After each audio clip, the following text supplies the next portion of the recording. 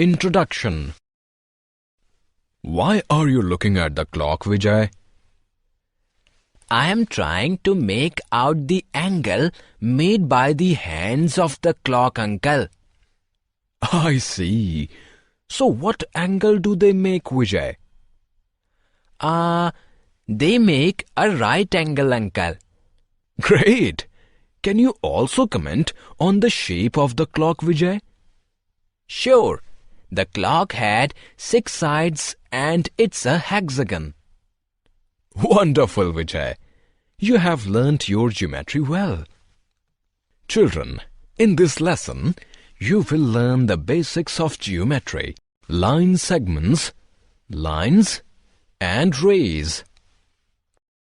Rahul perfects his aim by throwing darts at the dartboard. Here is one such dart. Let us remove it. What do we observe? The dart has left a mark on the dartboard. The mark is called a point. A point has no dimensions. It has no length, breadth, or height.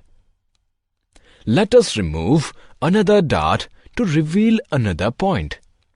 We name the 2 points A and B. We now join the 2 points. We get the line segment AB. A line segment has a definite length. It has 2 endpoints. Can we draw another line segment between 2 points A and B? No. Only one line segment can be drawn between any 2 given points. Look at this thin strip of rubber. Let us nail it to the wall and name the point C. The other end of the rubber is free. Let us stretch it. First a little, then a little more, and then some more.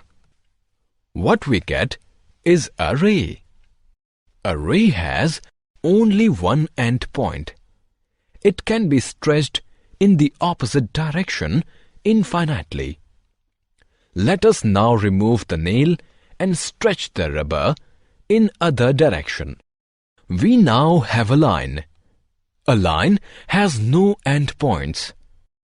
It can be stretched in either direction infinitely. Polygons. We can form different shapes by enclosing them with line segments on all sides. Such closed figures are known as polygons. Polygons have different names depending upon the number of line segments they use. Here we look at the following types of polygons. They are triangle, quadrilateral, pentagon, hexagon, heptagon, octagon, nonagon, and decagon. Now we will learn more about each polygon one by one in details. We take 3 pieces of plastic and join them to form a towel hanger. We have created a triangle. A triangle is a polygon made up of 3 line segments. It is the smallest polygon possible. We use 4 pieces of carved wood to create a photo frame. We have created a rectangular photo frame.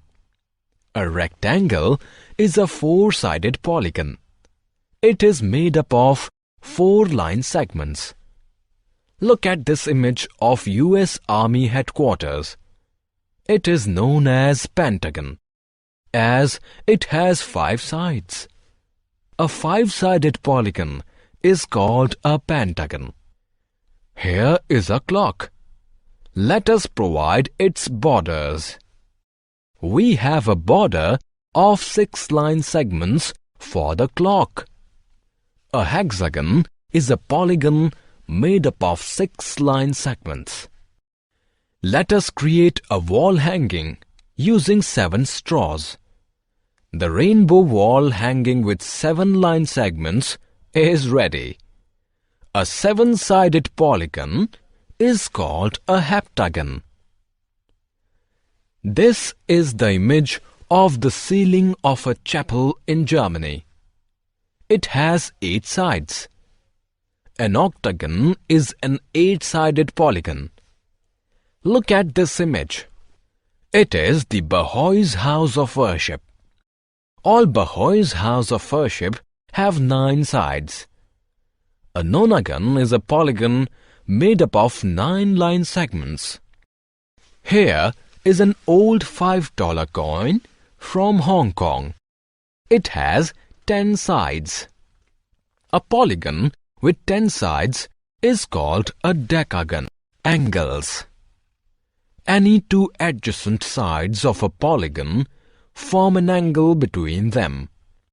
An angle is the space between 2 lines, line segments, or rays that move away from one another from a common point. The measure of an angle is specified in degrees. Let us take a look at 3 types of angles.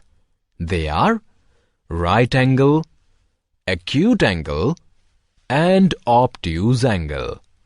Now we will learn them one by one in details. Look at this scene. In this, a ladder is standing with the wall. Let us look at 3 angles. First, the angle which the wall makes with the ground. Second, the angle which the ladder makes with the wall. Third, the angle which the ladder makes with the ground. Let us begin with the angle that the wall makes with the ground. The ground acts as the base and the wall as the vertical line. The angle is L-shaped. It is a right angle and its measure is 90 degrees. Now consider the angle that the ladder makes with the wall. We take the wall as the base. The ladder is not vertical. It is tilted in. Such an angle is called an acute angle, and its measure is less than 90 degrees. Now let us look at the third angle that the ladder makes with the ground. We take the ground as the base. The ladder is not vertical. It is tilted out. Such an angle is called an obtuse angle, and its measure is more than 90 degrees. Measurement of angles. An angle is measured in degrees. Let us now measure angles with 2 different instruments: a divider and a protractor. Look at this object. It is called the divider. We can use it to measure angles. Let us see how. Write letter L of the English alphabet. Place the divider on L and adjust it to coincide with L. Lift the divider up. The angle formed by it is a right angle. Write letter V of the English alphabet. Place the divider on V such that one of its arm and common point coincide one of the arms and common point of V. What do you see? The other arm of the divider lies to the left of the other arm of V. It means that V makes an angle, acute angle, which is smaller than the right angle. Now consider the letter K of the English alphabet. Let us modify it to look like this. Place the divider on the figure such that one of its arms and common point coincide with one of the arms and common point of the figure. what do you observe? The other arm of the divider lies to the right of the other arm of the figure. It means that the figure makes an angle greater than the right angle, that is, an obtuse angle. Therefore, we can measure a right angle, an acute angle, and an obtuse angle with the help of a divider. The wider the divider opens, the larger the angle it makes. Protractor. Protractor is a semicircular geometric instrument. It has degrees marked on it from 0 to 180. Let us measure the angles made by the hands of a clock with the help of a protractor. This clock shows the time as 3. The long hand of the clock is on 12 and the short hand is on 3. Place the protractor on the short hand of the clock. The horizontal line at the bottom of the protractor must coincide with it.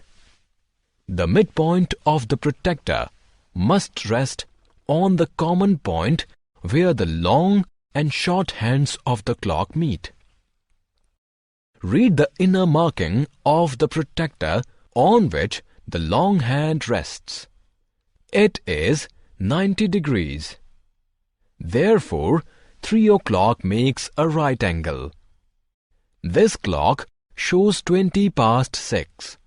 The long hand of the clock is on 4 and the short hand is on 6.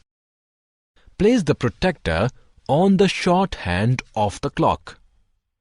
Read the inner marking of the protractor on which the long hand rests.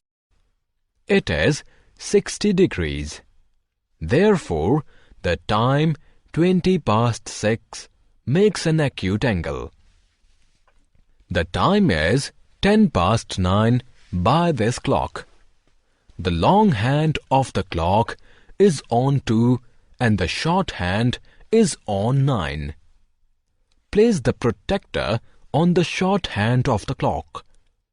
Read the outer marking of the protractor on which the long hand rests. It is 150 degrees. Therefore, the time 10 past 9 makes an obtuse angle. The angles made by the hands of a clock can be worked out without the help of a protractor, because space between any two numbers measures 30 degrees. By this logic, we can measure 3 o'clock as 30 degrees multiplied by 3 is equal to 90 degrees. 20 past 6 as 30 degrees into 2 is equal to 60 degrees. And 10 past 9 as 30 degrees multiplied by 5 is equal to 150 degrees. Summary. Let us summarize what we have learned. A point has no dimensions. A line segment has 2 endpoints. A line has no endpoints. A ray has 1 endpoint. Right angle measures 90 degrees. Acute angle measures less than 90 degrees. Obtuse angle measures more than 90 degrees. Angles are measures with the help of protractors and dividers. Thanks for watching. Don't forget to like the video, comment your learning, share this with your friends, hit the bell icon, and subscribe to the channel.